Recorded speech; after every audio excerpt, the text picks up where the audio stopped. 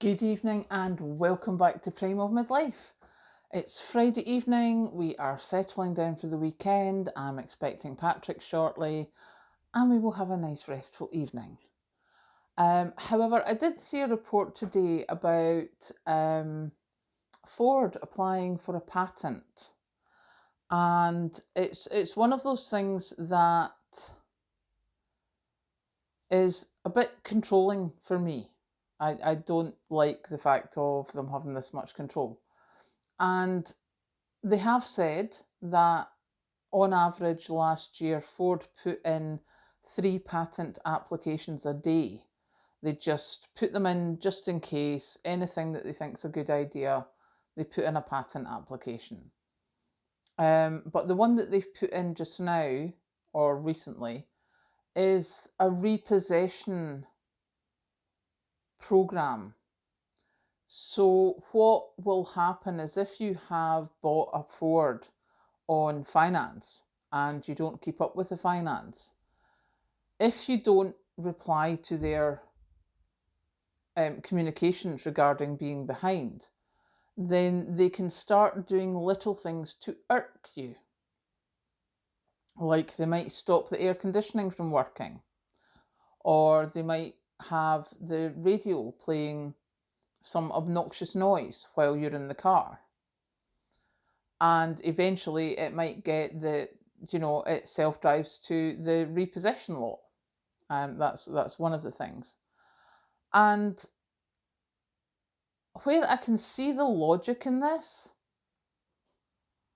and that people disappear with cars that they bought on finance, etc. I'm really not liking the control about this. And that if I've got a Ford and I'm paying, and my name is very, very similar to my daughter's, and my second cousin married a Karen as well. So there's quite a few of us kicking about. What if it's the wrong one? What if it's somebody else? What if I've been scammed and all of a sudden I can't use my car? What if the computer just says no?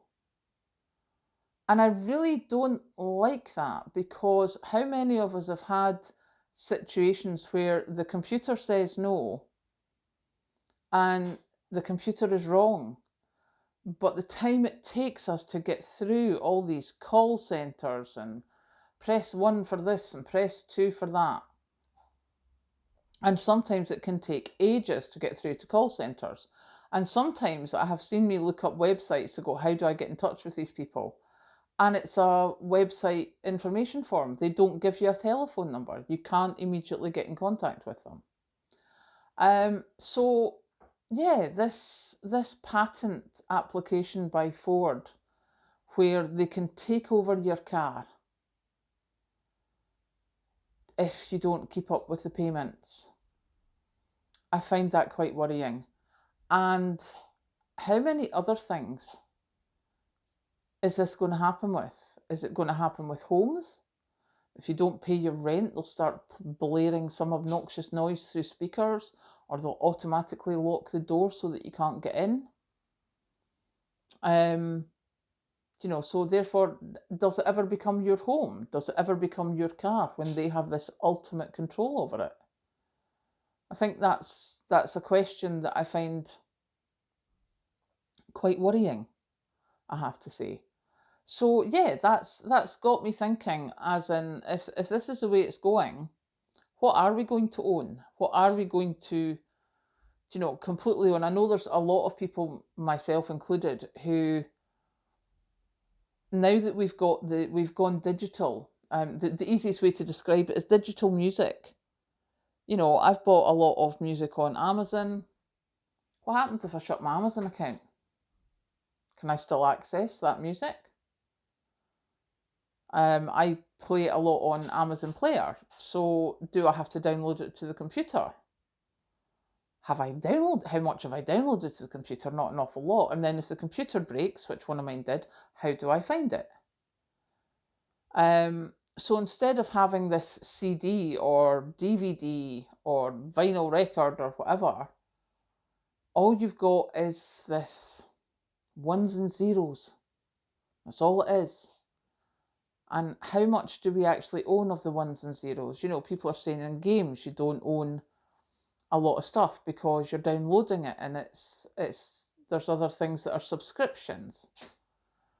You know, nowadays you don't own Microsoft Office a lot of the time. You've got a Microsoft Office subscription, and you just keep paying and paying and paying. And if they don't like you, they'll cut you off.